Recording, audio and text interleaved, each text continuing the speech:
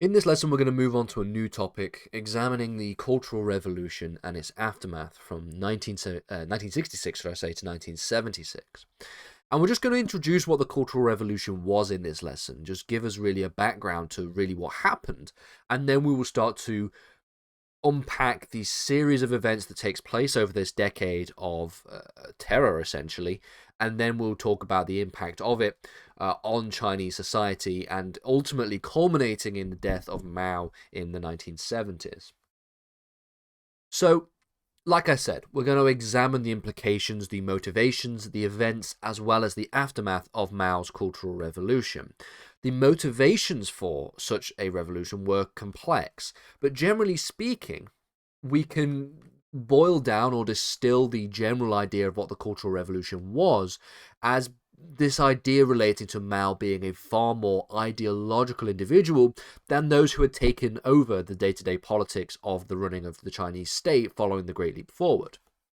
So, if you remember, we have the Lushan Conference, we have the failings of the Great Leap Forward, we have the failings of the collectivization policies. We've done this all the way up to the last few lessons. And Mao takes a step back, and we see further restraints, or at least we see a loosening of the restraints on the kinds of economic policies that we were implementing during this secondary period from 1961 to 1965. And to some extent, the Cultural Revolution was a response to this more pragmatic attempt at trying to ensure and trying to stimulate economic growth within China. And it was also more a response to the desire to return to a more ideologically driven collection of domestic policies. So we have to make that very, very clear, that there was a certain sense of ideology that underpinned the concept of the Cultural Revolution itself. We have this idea of Mao losing the tight grips of control over the day-to-day runnings of politics, which he had agreed to after the Lushan Conference, but that it didn't really last particularly very long, and he wanted back in, essentially. And we also see this change in the position of domestic policies from one that is ideological to one that is pragmatic. So we know already that Mao's economic policies were very ideological. We have Lysenkoism, we have the abolishment of private property, we have this idea of a communist spirit that will drive the way during the Great Leap Forward. All of these things obviously were complete and utter failures. And so therefore the pragmatic attempts that were actually way more successful, if we remember back to the last lesson, this rubbed Mao up the wrong way, let's just say. So Mao's Cultural Revolution can be explained by two factors which promoted its motivations.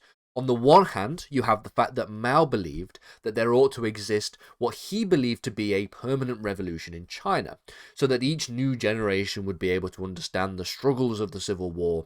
And this was something that was becoming more and more of a distant memory. Don't forget, the Civil War was in the late 1940s, 1949.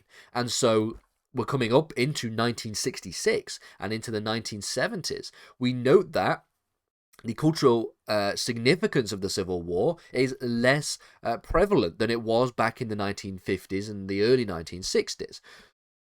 On the other hand, the Cultural Revolution was also partly motivated by an attack on the bureaucratic nature of the Chinese Communist Party that Mao believed was beginning to exist. He believed that, just like with the nationalists that they had beaten in the Civil War, if the CCP was to become more and more comfortable in their position of power, they would become more and more corrupt and bureaucratic, and that there needed to be somewhat of a shake-up within the party itself. And to some extent, you could also come to the conclusion that Mao wanted to use the Cultural Revolution to attack his internal enemies. There was this cult of personality that existed around Mao during the Great Leap Forward, to such an extent that no one was going to ever criticize anything that had taken place. But as he loses the grips of power ever so slightly, you come to the conclusion that there are more and more people that are willing to challenge the ideas of Mao, and Mao wanted to remove those individuals from power as quickly as possible. And the essence of the Cultural Revolution can be summarized using the following quote that Mao had on his beliefs relating to the direction of the Communist Party. He believed that a proletarian party must also get rid of the stale and take in the fresh, for only thus can it be full of vitality. So we get this idea that there needed to be a shake-up within the party itself, and that Mao was going to lead the way in that particular endeavor. Overall, the CCP was relatively divided over the implementation of the Cultural Revolution, partly on the one hand from the perspective of ideology. Some people were just ideologically opposed to this idea, and partly because the Cultural Revolution was going to target some of the people within the CCP specifically. So you can probably understand why they were not potentially very happy about the idea of implementing a Cultural Revolution. But Mao did have a number of die-hard supporters in this endeavor. So, for example, we have people like the chief of propaganda, Chen Boda. We have Kang Sheng, who was the chief of secret police. We also have Zhang Qing, and we also have Lin Bao as the head of the People's Liberation Army, the PLA. So, quite significant members of the Chinese Communist Party. You have the propaganda chief, the secret police chief, as well as the head of the militaristic wing of the CCP itself, the PLA.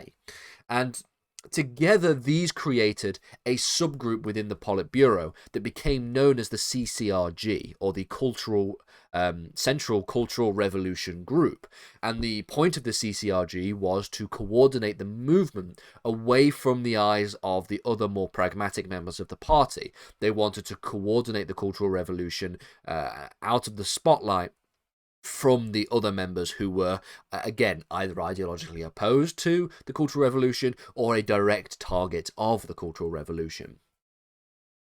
And this does bring us on to the opponents of the revolution. So the more pragmatic members of the CCP, who were less ideologically driven, were of course going to be opposed at the implementation of such a cultural revolution.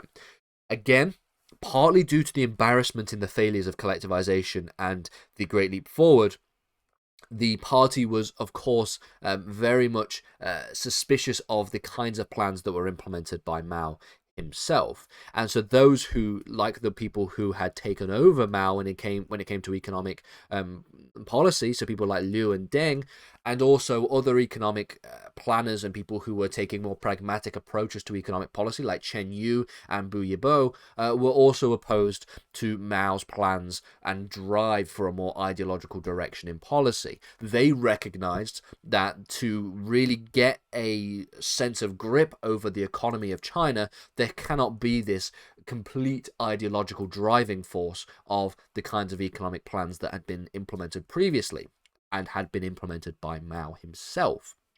So they were very pragmatic, like I've said, about this idea of economic productivity and economic production. And so they were, of course, very opposed to this idea of an ideological revolution on the one hand, which is what the Cultural Revolution was, as well as an ideological implementation of economic policy on the other hand.